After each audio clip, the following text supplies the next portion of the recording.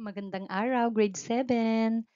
Ngayon ay meron tayong panibagong topic at ito ay ang conversion of binary numbers to decimal. Week 3 tayo, day 2 under matatag curriculum. So, focus lang tayo kung paano mag-convert ng binary number to decimal number or yung mga base 10 to base 2. Okay, so our new topic. So, by the end of this lesson, you will be able to identify steps in the conversion of binary to decimal. You will be able to convert binary to decimal. And then you will be able to appreciate the significance of learning conversion of the number system. So let's go. Let's start the topic. Okay, directions. Label each statement with the correct order or steps from 1 to 5. So this is a review from our previous topic, conversion of decimal to binary. Okay, so I will be showing to you the steps. This is scrambled na ha. And i-arrange natin sila on the proper step-by-step procedure on how to convert binary to decimal. So, which one of this statement is step number 1? Very good. Step number 1 is to divide the number by 2. Which one is step number 2? Yes. After you divide, write the quotient and the remainder on its corresponding column.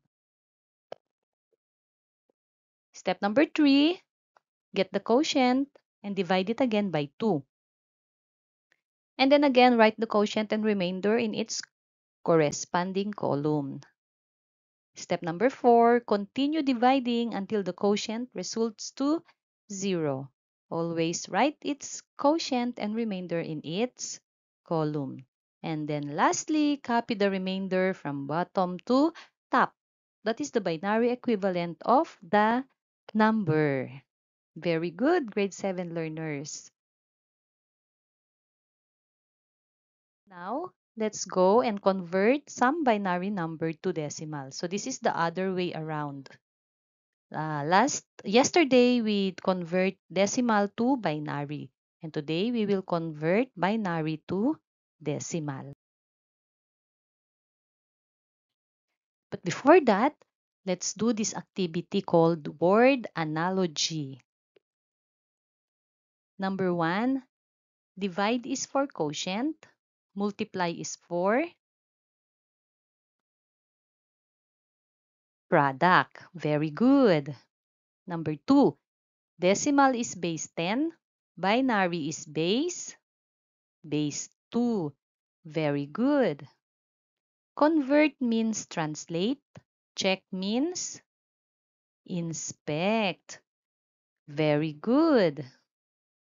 Subscript is for base, superscript is for exponent. Very good. Now, let us learn about the different binary to decimal conversion methods. For example, we have here a binary 11100. Step 1, starting with the rightmost digit, this one, here, rightmost digit, list all of the exponents of 2. Ayan. And then the first power would be 0. As we move on, papunta sa left, so we start here at the rightmost, papunta sa left, here, it will be 2 raised to the power of 1. And going left, it will be 2 raised to the power of 2, and so on and so forth. Okay? So the first step is you start from the rightmost digit, which is here. From our given example, 11100, this is the rightmost digit. And then assigned or write down the exponents of 2 to the digit. Ito, here. So the 0 digit, i-assign natin yung 2 raised to the power of 0. And then, papunta sa left, i-assign natin yung 2 raised to the power of 1. So, yung exponent niya, tumataas. Dito naman, 2 to the power of 2, yung power niya. Okay? 2 raised to the power of 3 and 2 raised to the power of 4. That is the first step. The next step would be,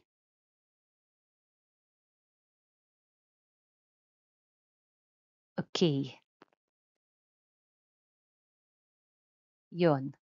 Now, multiply each digit in the binary number.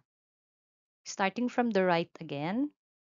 Starting from the right in the binary number. So here is your right side based on its position, and then evaluate the product. So 0, and then let's multiply 2 raised to the power of 0. Okay, so we will get an answer of 0 because any number multiplied by 0 is 0. Going left is 0. So 0 multiplied by 2 raised to the power of 1 is, so sabi natin kanina, any number multiplied by 0 is 0. Then going left again, 1. 1 multiplied by 2 raised to the power of 2. So 2 times 2 is 4. Okay? So 4 times 1 is 4. So our product is 4. Next is going left again. 1 times 2 raised to the power of 3. That would be 2 times 2 times 2. Okay, so 2 times 2 is 4. Times 2 again, that is 8. And 8 times 1 is still 8. And then going left again, 1 times 2 to the power of 4. And that means we will repeat multiplying 2 hanggang 4. So 2 times 2 times 2 times 2. 2 times 2 is 4. 4 times 2 is 8. 8 times 2 is 16. 16 times 1 is 16. So our product here is 16 plus 8 plus 4 plus 0 plus 0. It's equals to 28. So, yun. And then the last step, finally, sum up all of the products obtained for all the digits in the binary number which gives the decimal equivalent. So for all the digits, isasum natin ito, 0 plus 0 plus 4 plus 8 plus 16, and we have here a total of 28. 28. So the binary number 11100 is equivalent to 28 in base 10.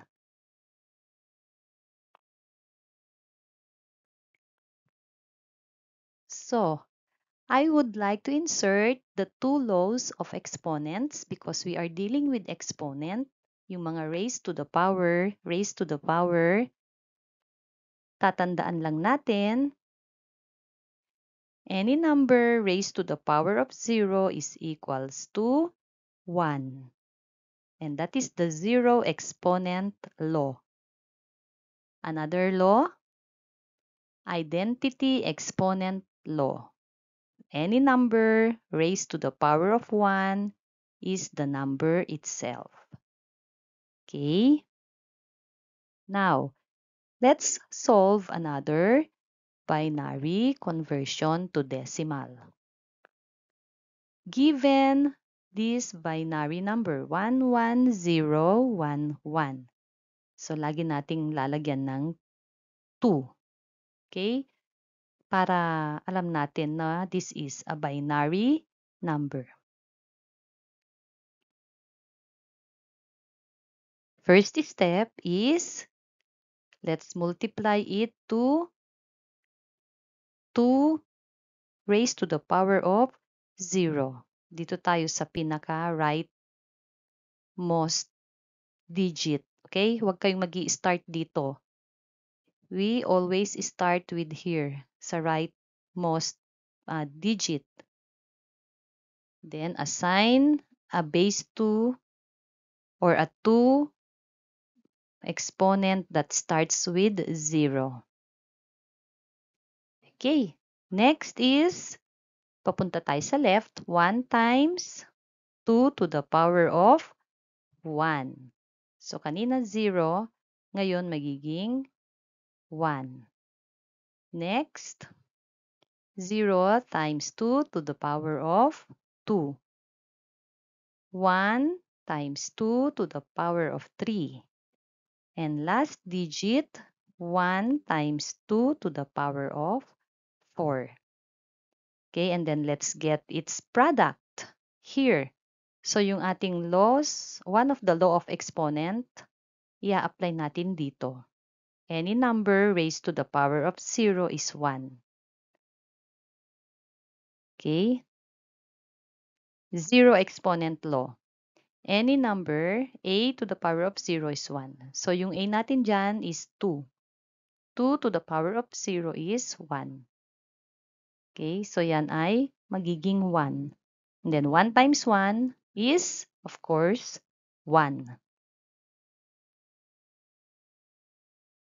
Next, meron tayong another law of exponent na i-apply dyan.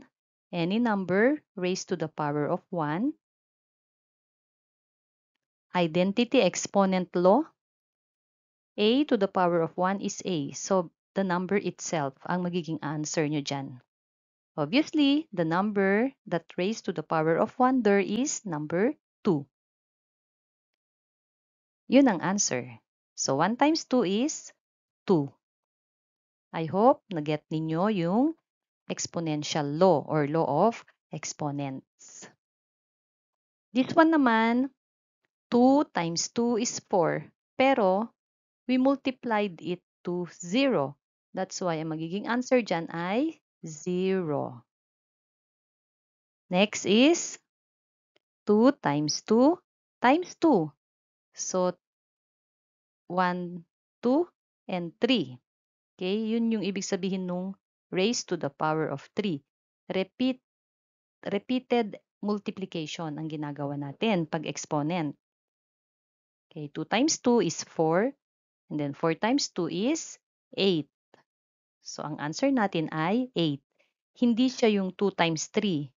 Okay? 2 times 3 is 6. Mali po yun. That's wrong. Okay? Multiplication yung ginagawa nyo doon. Direct. Okay? 2 plus 2 plus 2. Ganon. Repeated addition ang ginagawa ninyo. 2 plus 2 plus 2. 6. Mali po yun. Pag exponent, ang gagawin ninyo sa number ay repeated multiplication. 2 times 2 times 2. Kukunin nyo yung maunang product and then i-multiply nyo ulit siya ng 2. Kaya siya naging 8. 2 times 2 is 4. 4 times 2 is 8. Okay? Ganon din yung gagawin ninyo dito sa last 1. 4 na 2 ang ire-repeat nating i-multiply. So, 1 at saka 2. 2 times 2 is 4. Then meron pa tayong isa pang 2. 4 times 2 is 8. And then meron pa tayong isa pang 2. 8 times 2 is 16. So, ang final answer dyan ay 16. Kasi 16 times 1 is 16. And then, i-add natin lahat nitong product. Okay? We will sum up all of these product. Yan, 16 plus 8 is 24. Plus 0, wala. Plus 2, it's 26. Then plus 1, it's 27. So the decimal value of 11011 is 27. Okay. So, lilinawin natin. 2 times 4 is equals to 8 because we repeatedly add 2 into 4. Okay? 2 plus 2 is 4 plus 2, 6 plus 2, 8. Okay? Sa exponent naman, hindi ganun. O yan. So, the process in multiplication is repeated addition. 2 plus 2 plus 2 plus 2, that is 8. In exponent, okay, 2 times 2 times 2 times 2. It is a repeated multiplication. 2 times 2, 4. 4 times 2, 8. 8 times 2, 16. Ayun. So, I hope malinaw para hindi kayo nalilito, grade 7 learners. So, yan. Let's answer the following questions. Write your answer on your notebook. Based on the illustrations above, what is the first step? Step in the conversion of binary? What is the second step? And what is the last step? How can you apply your learning in the conversion in your daily life? Explain your answer. And I will be giving you this seat work para ma-practice ninyo yung conversion method natin. Okay, practice the steps in converting binary to decimal. Show your solution. Okay, write your answer on your notebook with solution. Okay, that's it. I hope na may natutunan